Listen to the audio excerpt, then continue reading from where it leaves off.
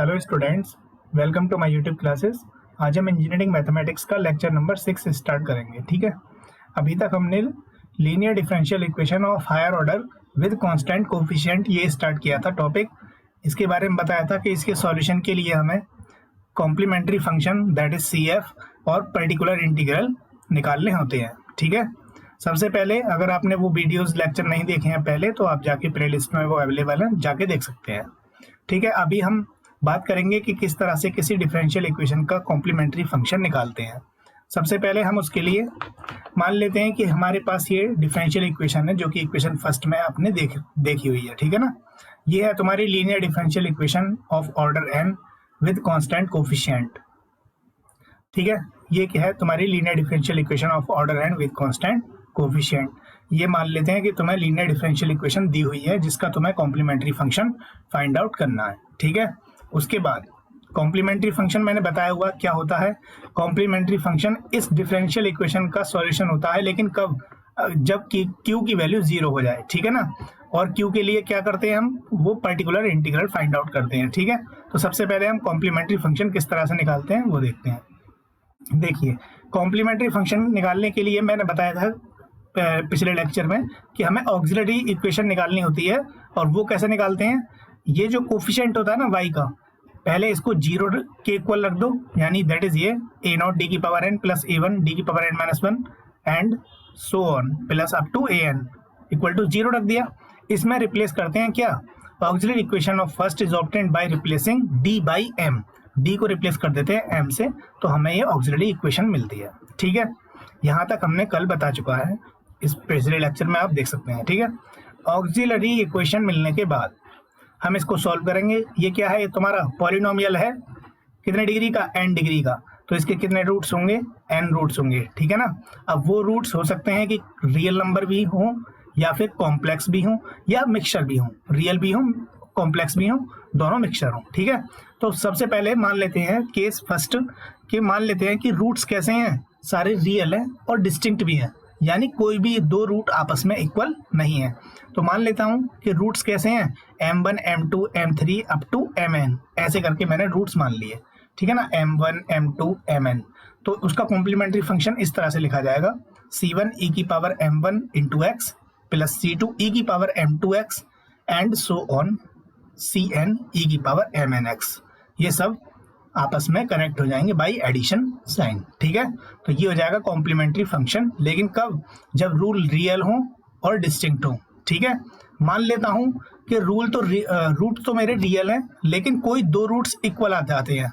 Suppose roots are real but two roots are same and other are distinct. जैसे m1 और m2 same आ गए, बाकी roots जैसे m3 m4 m5 और mn बाकी सब कैसे हैं? ये सारे डिस्टिंक्ट हैं। ये सारे कैसे हैं? डिस्टिंक्ट हैं, और ये दोनों सेम है। तब उसका कॉम्प्लीमेंट्री फंक्शन इस तरह से लिखा जाएगा, c1 प्लस c2x e की पावर m1 लिख लो या m2 लिख लो, तो क्योंकि दोनों इक्वल हैं, प्लस c3 e की पावर m3x, बाकी सब के लिए सेम जो पहले लिखा है, e की पावर mnx। ठीक है, ये याद रखना है कि जब भी दो रूट्स इक्वल आ जाएंगे तो हमें इस तरह से लिखना है, c1 प्लस c2x। मान लेते हैं कि दो रूट्स ना होके तीन रूट्स इक्वल आ जाए। Suppose roots are real but three roots are equal and other are distinct. शुरू के तीन रूट्स मान लेते हैं m1 और m2 और m3 आपस में इक्वल हैं, लेकिन m4 है, m5 है और m6 है, इसी तरह से mn तक बाकी सब डिफरेंट है, लेकिन है सब रियली। समझ में आया? तो उसका कॉम्प्लीमेंट्री फंक्शन इस तरह से, c1 plus c2x plus c3x square, तीनों कांस्टेंट, और इस तरह से x की मल्टीप्लाई करते हुए जाएंगे। यहाँ एज इट इज c1, यहाँ x की मल्टीप्लाई, यहाँ x स्क्वायर, और e की पावर m1x m2x m3x कुछ भी लिख सकते हैं क्योंकि तीनों ही आपस में कैसे हैं? इक्वल।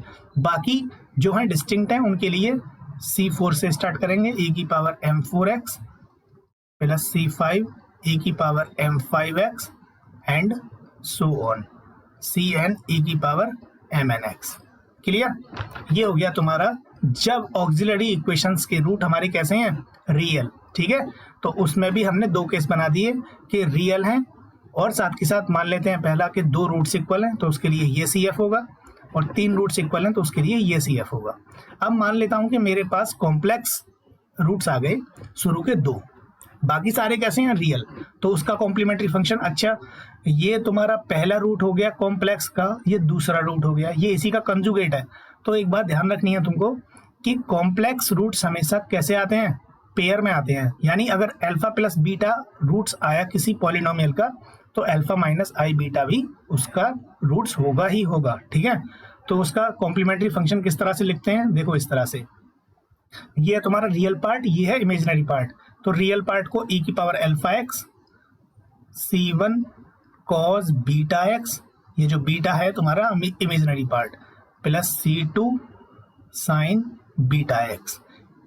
इतने में ही ये दोनों रूट यूटिलाइज हो गए हैं, ये वाला भी और ये वाला भी। अब ये रूट्स कैसे हैं, रियल है, मैंने यहाँ लिख रखा है, रियल है और डिस्टिंक्ट है, रियल रूट है एंड डिस्टिंक्ट है। बाकी रूट्स कैसे हैं, रियल है, तो उनको as it is C3 e की पावर m2x, ये m3 होगा यहाँ पर, और यहाँ पर m4 m5 और ये mn m3x, क्योंकि m1 m2 यहाँ हो गए ना, m3x प्लस C4 e की power m4x and as it is Cn e की पावर mnx। क्लियर बात। अगर कॉम्प्लेक्स रूट आएंगे तो उनको एज इट इज लिखना पड़ेगा। मान लेते हैं कि कॉम्प्लेक्स रूट भी तो रिपीट हो सकते हैं, जैसे मान लेता हूं कि अल्फा प्लस आई बीटा पहला रूट भी है दूसरा रूट भी है, तो इसका पेयर भी है, इसका अपोजिट भी रूट रहा होगा, तो वो m3 और m4 आ गए। बाकी सारे रूट्स कैसे हैं, रियल है, तो उसका कॉम्प्लीमेंट्री फंक्शन किस तरह से होगा, उसका कॉम्प्लीमेंट्री फंक्शन होगा e की power alpha x C1 plus C2x cos beta x plus C4 plus C5x C1 C2 C3 C4।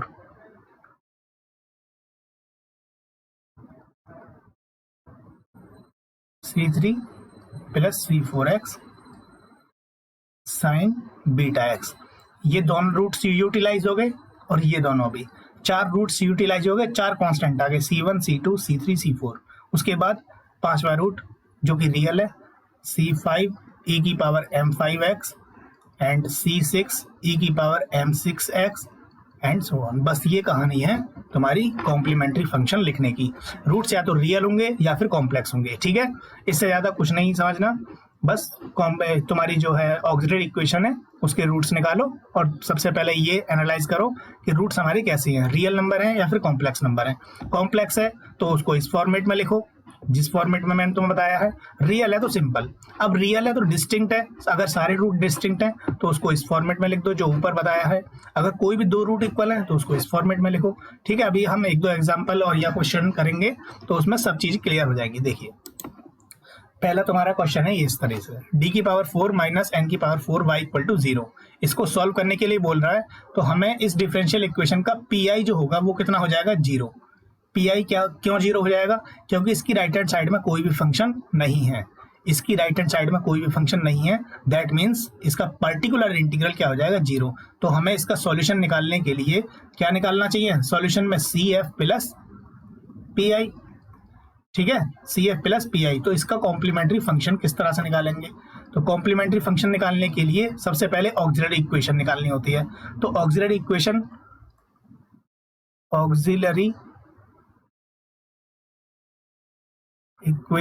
Of first is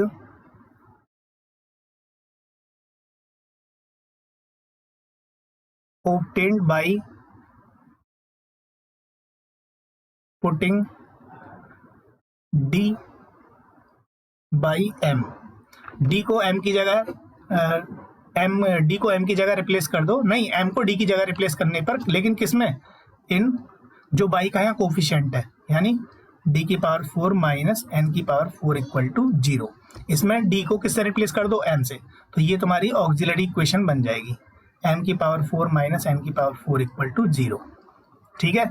अब इसके रूट्स निकालो, तो रूट्स किस तरह से निकालेंगे, यहाँ पर हम फॉर्मूला लगा देंगे, ये m स्क्वायर का whole square minus n square का होल स्क्वायर इक्वल टू 0। यहाँ a square minus b square का फॉर्मूला लगा दो, a square minus b square equal to a plus b और ए माइनस बी। ठीक है, तो यहाँ ए की जगह क्या है एम स्क्वायर और बी की जगह क्या है एन स्क्वायर, तो यहाँ हो जाएगा m square minus n square and m square plus n square equal to 0। ठीक है, देखिए अगर ये वाला कोफिशिएंट 0 होता है तो यहाँ से पहला केस बन जाएगा m square minus n square बराबर अगर 0 आता है तो यहाँ से एम की वैल्यू आ जाएगी तुम्हारी प्लस माइनस एन। ठीक है, दूसरा अगर ये वाला फैक्टर 0 होता है तो m square plus n square equal to 0, यहाँ m square equal to minus n square, दोनों तरफ स्क्वायर रूट लेंगे तो माइनस में यहाँ आ जाएगा प्लस माइनस आई एन। ठीक है, ये कैसे रूट्स हैं कॉम्प्लेक्स, ये कैसे रूट्स हैं रियल। तो सबसे पहले इसका नाम दे देता हूँ, प्लस लूंगा तो m1 की वैल्यू आ जाएगी जो कि n होगी, माइनस लूंगा तो m2 की वैल्यू आ जाएगी यानी m2 equal to minus N. ये कैसे रूट्स आए हैं मेरे, ये रूट्स आए हैं रियल। और ये यहाँ पर m3 m1 m2 ये हो गए, m3 प्लस लूंगा तो in आएगा और माइनस लूंगा जिसका नाम होगा m4 जो कि माइनस in होगा। ये कैसे रूट्स है मेरे कॉम्प्लेक्स, क्योंकि यहाँ पर i आ गया। ठीक है, अब देखिए इसका कॉम्प्लीमेंट्री फंक्शन। कॉम्प्लीमेंट्री फंक्शन सबसे पहले रियल नंबर वालों के लिए, तो जब रियल नंबर होता है तो उसको एज इट इज लिखते हैं c1 e की power m1x plus c2 e की पावर m2x। और जब कॉम्प्लेक्स रूट होता है तो देखो कॉम्प्लेक्स रूट कैसा है, ये कॉम्प्लेक्स रूट है हमारा एक दूसरे के कंजुगेट है ये, है ना। तो किस तरह की फॉर्मेट में लिखा हुआ है, इस तरह की फॉर्मेट में आते हैं अल्फा प्लस आई बीटा की फॉर्मेट में। तो अल्फा की जगह यहाँ पर कितना है 0 और आई बीटा की जगह कितना है प्लस माइनस आई एन। तो बीटा की वैल्यू कितनी है आई एन, तो मैंने बताया था उसको लिखते हैं ई की power alpha x. C1 C2 यहाँ यूटिलाइज हो गए तो अगली बार आएगा C3 cos beta x plus C4 sign beta x. ठीक है, M1 और M2 रियल रूट्स हैं तो उनको इस फॉर्मेट में लिखेंगे। ये दोनों कॉम्प्लेक्स रूट्स हैं IN और माइनस IN, क्योंकि रूट्स हमेशा कैसे आते हैं पेयर में आते हैं कॉम्प्लेक्स। तो अल्फा प्लस माइनस आई बीटा की फॉर्मेट में हम मान लेंगे इसको, जहाँ अल्फा की वैल्यू कितनी है 0 और बीटा की वैल्यू कितनी है तुम्हारी n। ठीक है, तो कॉम्प्लेक्स रूट्स को लिखने का ये तुम्हारा फॉर्मूला है, अभी मैंने पहले भी बताया था। m1 की वैल्यू लगा दो, यहाँ पर कितना हो जाएगा m1 की वैल्यू c1 e की power nx plus c2 e की पावर m2 की value minus nx plus e की पावर अल्फा x। अल्फा की वैल्यू कितनी है यहाँ से कंपेयर करो तो रियल पार्ट यहाँ अल्फा है, यहाँ रियल पार्ट कितना है 0, यहाँ बीटा जो है इमेजिनरी पार्ट है, इमेजिनरी पार्ट यहाँ पर कितना है n। तो e की power 0x c3 cos nx plus c4 sine nx। ये क्या बन गया तुम्हारा कॉम्प्लीमेंट्री फंक्शन। क्या बन गया तुम्हारा कॉम्प्लीमेंट्री फंक्शन। हमें इसका सॉल्यूशन चाहिए था तो सॉल्यूशन है CF प्लस PI इसका ऑलरेडी 0 है तो हमारे लिए सॉल्यूशन होगा ओनली CF। तो y equal to CF plus PI, तो PI हमारा 0 है तो y equal to CF that is C1 e की power nx plus C2 e की power minus nx plus e की पावर 0x की वैल्यू 1 हो जाएगी तो यहाँ बचेगा C3 cos nx plus C4 sine nx। ये तुम्हारा हो जाएगा तुम्हारा सॉल्यूशन। ठीक है, समझ में आया सॉल्यूशन। अगर नहीं समझ में आया तो आप कमेंट सेक्शन में बताना, इसमें कोई प्रॉब्लम हो। आगे की प्रॉब्लम मैं अब सॉल्व करने जा रहा हूँ। ठीक है, देखिए ये तुम्हारा एक डिफरेंशियल इक्वेशन है इस तरह से d की पावर 4y अपॉन d की पावर, ये मतलब 4 time derivative of y plus 13 and second time derivative of y plus 36 into y बराबर 0। ठीक है, तो इसको मैं सबसे पहले इस फॉर्मेट में कन्वर्ट कर लेता हूँ। किस फॉर्मेट में कि d की पावर 4 अपॉन dx की पावर 4। इसका क्या मतलब होता है, ये मतलब होता है d की power 4 d square over dx square d2 over dx square, इसका मतलब होता है d स्क्वायर। तो इसको रिप्लेस कर देता हूँ। ठीक है, तो इसको रिप्लेस कर दूंगा तो ये बन जाएगा इस टाइप का फॉर्मेट, d की पावर 4 प्लस 36 नहीं 13 d स्क्वायर प्लस 36 और y तुम्हारा आ गया बाहर इक्वल टू 0। मुझे ये इक्वेशन सॉल्व करनी है। सबसे पहले इसको इसी फॉर्मेट में चेंज कर लो, ठीक है ना, जो शॉर्ट फॉर्मेट है। अब इसके बाद इसका सॉल्यूशन क्या होता है, ये तुम्हारी देखो 4 ऑर्डर की, ऑर्डर कितना है इसका 4, ठीक है। लीनियर डिफरेंशियल इक्वेशन है। कांस्टेंट कोफिशिएंट कैसे हैं इसके, इसका कोफिशिएंट 13 जो कि कांस्टेंट है, इसका कोफिशिएंट कितना है 1 जो कि कांस्टेंट है। यहाँ पर y का जो है या बोल सकते हैं 0th डेरिवेटिव, मतलब कोई भी डेरिवेटिव नहीं, उसका भी कोफिशिएंट कितना है कांस्टेंट है। तो ऑर्डर 4 की ये लीनियर डिफरेंशियल इक्वेशन है विद कांस्टेंट कोफिशिएंट। तो उसके लिए हमें इसका सॉल्यूशन निकालना है। तो सॉल्यूशन हो जाएगा, solution is y equal to CF plus PI। CF plus PI इसका सॉल्यूशन हो जाएगा। तो सबसे पहले इसका राइट पार्ट क्या है इस डिफरेंशियल इक्वेशन का 0, दैट मीन्स PI कितना हो जाएगा इसका 0, ठीक है ना। PI 0 हो जाएगा। तो सॉल्यूशन में क्या निकालना है हमको, सिर्फ CF। तो CF निकालने के लिए हमें सबसे पहले निकालनी है इसकी auxiliary equation. Auxiliary equation, auxiliary equation में पुट करना है, यार ऐसे बोल दो, रिप्लेस।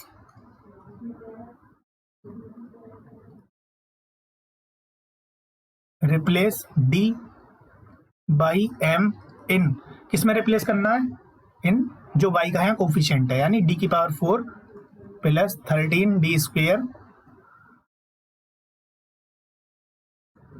Plus 36 equal to 0। जो y का कोफिशिएंट होता है उसको 0 के इक्वल रखो, उसमें फिर D की जगह क्या रिप्लेस कर दो, M। तो ये इक्वेशन बन जाएगी तुम्हारी M की power 4 plus 13M square plus 36 equal to 0, ठीक है। तो ये तुम्हारी क्या बन गई, तुम्हारी ऑक्सिलरी इक्वेशन। क्या बन गई, ऑक्सिलरी इक्वेशन। अब इसके रूट्स निकालने हैं। तो देखो इसके रूट्स निकालने के लिए मैं थोड़ी देर के लिए मान लेता हूं कि M स्क्वेयर बराबर क्या है x। तो ये इक्वेशन क्वाड्रेटिक बन जाएगी। तो यहाँ पर क्या आ जाएगा x स्क्वेयर, यहाँ क्या बन जाएगा 13x, यहाँ बन जाएगा 36 इक्वल टू 0, ठीक है। 36 के ऐसे फैक्टर करो कि जिनकी मल्टीप्लाई करो तो 36 आए और जोड़ो तो 13 आए। तो इसके फैक्टर है 9 और 4, 9 और 4 को जोड़ेंगे तो 13 आएगा और मल्टीप्लाई करेंगे तो 36। तो x square plus 9x plus 4x, दोनों को जोड़ दिया 13x और मल्टीप्लाई करेंगे तो 36 आ ही जाएगा, ठीक है। देखिए x यहाँ से कॉमन ले लो इन दोनों में से, तो यहाँ बचेगा x प्लस 9 और प्लस 4 कॉमन ले लो यहाँ से, इन दोनों में से 4 कॉमन ले लो, तो यहाँ बचेगा x और यहाँ बचेगा 9 इक्वल टू 0। x प्लस 9 यहाँ भी है, बाहर निकाल दो इसको। फैक्टर मेथड आप जानते ही होंगे बहुत अच्छे तरीके से। तो x प्लस 9 बाहर आ जाएगा, अंदर बचेगा x प्लस 4 इक्वल टू 0। अब x की वैल्यू जो मैंने मानी थी यानी m स्क्वेयर रखने का टाइम आ गया है, यानी m स्क्वेयर प्लस 9 और यहाँ बन जाएगा m square plus 4 equal to 0। इस फैक्टर को 0 करूँगा मैं पहले फैक्टर को, तो यहाँ से बन जाएगा m square plus 9 equal to 0, यानी m equal to plus minus 3i, ठीक है। दूसरे फैक्टर को 0 करूँगा, यानी m square plus 4 equal to 0। इस तरह से आता है ये i, यहाँ पर इस तरह चला जाएगा -4, इसको लिखेंगे हम -4 और प्लस माइनस। अब जब अंडर रूट के अंदर माइनस आ जाता है तो उसकी वैल्यू हो जाती है i, तो यह जाएगा प्लस माइनस i बाहर, और अंडर रूट 4 की वैल्यू कितनी है 2, तो यह जाएगा 2i प्लस माइनस 2i, ठीक है। तो यहाँ से देखो 2 रूट यहाँ से बने, 2 रूट यहाँ से बने, टोटल कितने रूट बने 4 रूट। ऑर्डर कितना था डिफरेंशियल इक्वेशन का 4, तो रूट्स भी कितने बनेंगे 4, ठीक है। तो पहले यहाँ से 2 रूट निकाल लेते हैं, एक बार प्लस वाला एक बार माइनस वाला।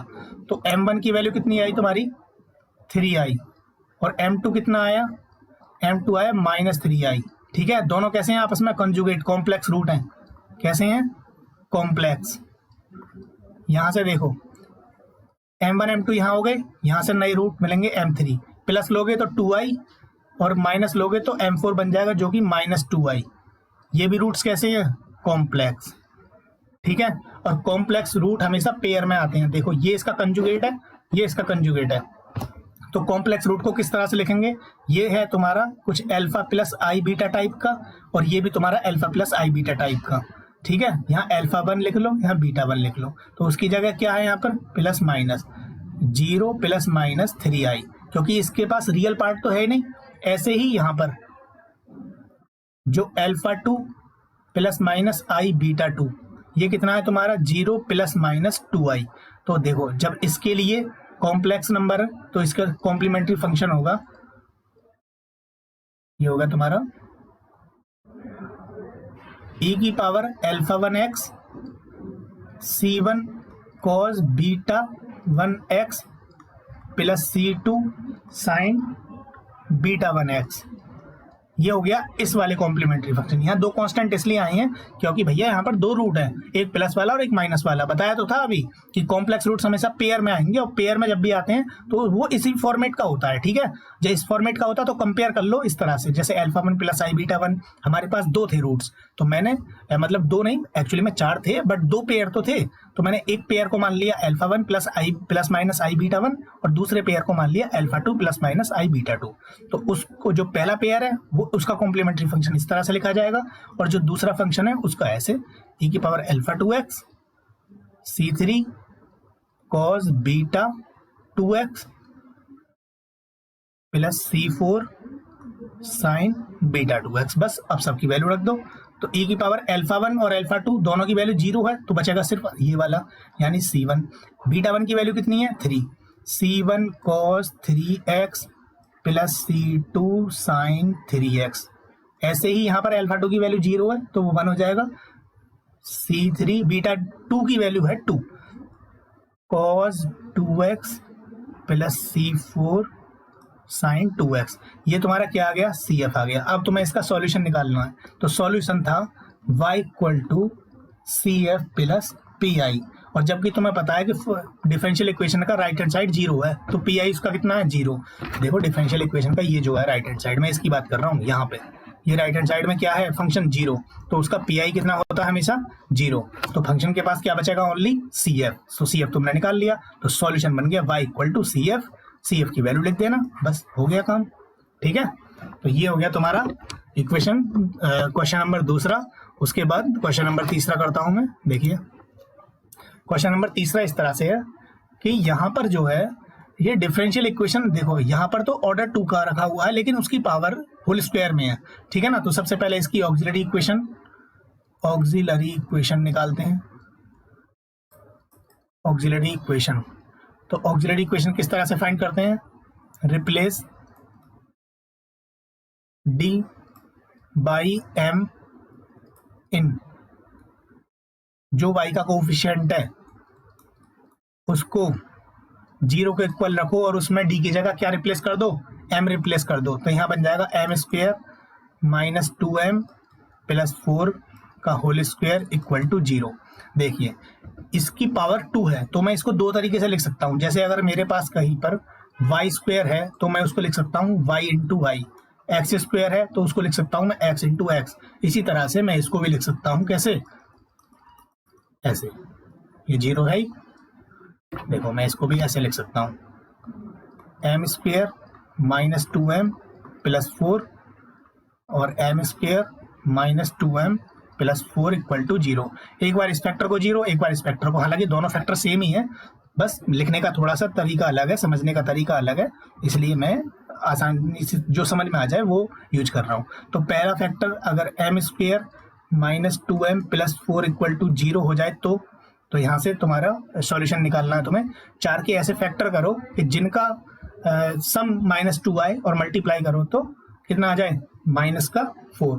तो क्या ऐसा मिल सकता है, अगर नहीं मिल सकता हो तो तुमने ये फॉर्मूला पढ़ा होगा कि अगर ये वाली जो ax square plus bx plus c equal to 0, तो यहाँ पर x इक्वल टू होता है minus b plus minus b square minus 4ac upon 2a। Shridharacharya formula हम वो इस्तेमाल करेंगे। तो यहाँ से m इक्वल टू आ जाएगा, b की वैल्यू कितनी है -2, तो माइनस माइनस प्लस, तो ये जाएगा प्लस 2 प्लस माइनस b का स्क्वायर यानी -2 का होल स्क्वायर जो कि 4 होता है, माइनस 4 इंटू a की वैल्यू 1 है, c की वैल्यू भी कितनी है तुम्हारी 4, तो 4 इंटू 4 अपॉन में 2 इंटू a की वैल्यू 1। तो यहाँ से m की वैल्यू आ जाएगी तुम्हारी m बराबर 2 प्लस माइनस, देखिए 4 माइनस 16 अपॉन 2, तो ये जाएगा m equal to 2 plus minus, under root में माइनस आ गया अब, तो यहाँ से बन जाएगा तुम्हारा, इस माइनस को बाहर निकालूंगा तो यहाँ आ जाएगा तुम्हारा i, कितना आ जाएगा i, और अंडर रूट में रह जाएगा 12 अपॉन, क्योंकि i की वैल्यू होती है अंडर रूट -1, ठीक है, अपॉन में 2। इसको कैसे लिख सकता हूं मैं, अंडर रूट 12 को लिख सकता हूं 2 प्लस माइनस ये i, इसको लिख सकता हूं 4 इंटू 3, तो 4 का अंडर रूट बाहर आएगा तो 2 बन जाएगा, तो ये बन जाएगा 2 plus minus 2i under root 3 upon 2, 2 ऊपर से भी कॉमन और नीचे से भी कॉमन, तो 1 plus minus i under root 3, ठीक है। तो इस इक्वेशन के हमारे पास कितने सॉल्यूशन आए, 2, दोनों सॉल्यूशन कैसे हैं, कॉम्प्लेक्स हैं, 2 सॉल्यूशन आए, एक बार प्लस ले लूंगा तो m1 बराबर बन जाएगा तुम्हारा 1 प्लस i अंडर रूट 3, और दूसरा सॉल्यूशन बन जाएगा तुम्हारा माइनस लेके m2 equal to 1 minus i under root 3। अच्छा, ये तो इस इक्वेशन का सॉल्यूशन था, लेकिन ये वाली इक्वेशन भी तो सेम है, तो इस इक्वेशन के सॉल्यूशन भी तो आएंगे 2, तो वो 2 सॉल्यूशन फिर दोबारा से बन जाएंगे, तो वो 2 सॉल्यूशन बनेंगे m3 इक्वल टू, यही दोनों बनेंगे, m3 इक्वल टू बनेगा 1 प्लस i अंडर रूट 3, और उसका दूसरे का नाम m4 1 minus i under root 3। अरे भाई इसलिए बनेंगे क्योंकि इक्वेशन तो दोनों ही सेम है ना, तो जो 2 रूट्स इसके आए हैं वो ही 2 रूट्स इसके आएंगे, तो टोटल रूट्स ऊपर वाली इक्वेशन के कितने हो गए, 4 ऐसे बन गए कि 2 सेम है, ये m1 और m3 सेम है, m2 और m4 सेम है। तो देखिए मैंने बताया था केस, आप पहले वाला जो बताया था कि जब कॉम्प्लेक्स रूट्स कैसे आ जाएं, कॉम्प्लेक्स रूट्स भी रिपीट कर जाएं, यानी m1 m2 इस टाइप से आ जाए और m3 m4 इस टाइप से आ जाए, तो उसका किस तरीके से लिखेंगे हम, तो ये है e की power alpha x c1 plus c2x। देखो अभी मैं बताता हूँ लिख के, ये बन जाएगा तुम्हारा m1 इक्वल टू m3 जो कि कितना है 1 प्लस i अंडर रूट 3, और m2 इक्वल टू है m4 जो कि इक्वल है किसके 1 माइनस i अंडर रूट 3, तो इसका CF होगा, इसको इस फॉर्मेट में लिख लो अल्फा प्लस i बीटा, और ये क्या बन जाएगा तुम्हारा alpha minus i beta. Alpha की वैल्यू कितनी है 1, बीटा की वैल्यू कितनी है अंडर रूट 3, तो ये जाएगा e की power alpha x c1 plus c2x cos beta x plus c3 plus c4x sign beta x। बस यही काम था। अल्फा की वैल्यू कितनी है, अल्फा की वैल्यू दोनों से निकाल लो, दोनों ही, ये इसका ही तो कंजुगेट है, तो अल्फा और बीटा सेम रहेंगे, बस साइन चेंज होगा माइनस, तो अल्फा की वैल्यू कितनी है 1, तो e की power x c1 plus c2x cos beta यानी cos under root 3x plus c3 plus c4x, यहाँ पर आ जाएगा साइन अंडर रूट 3x। ठीक है, ये हो गया तुम्हारा सॉल्यूशन। अभी तुम एक्सरसाइज में जो भी क्वेश्चंस हैं वो अटेम्प्ट करो, अभी हम और भी क्वेश्चन करेंगे नेक्स्ट वीडियो में जो कि कॉम्प्लीमेंट्री फंक्शन पे डिपेंड होंगे। ठीक है, thank you so much for watching this video. ये वीडियोस जो भी मैं बना रहा हूँ तुम्हारे लिए इंजीनियरिंग मैथमेटिक्स सेकंड की, अपने सभी दोस्तों के साथ जी भर के शेयर करो। ठीक है, मैं पूरा कोशिश करूंगा कि पूरा सिलेबस कवर हो जाए। Okay, thank you, bye bye.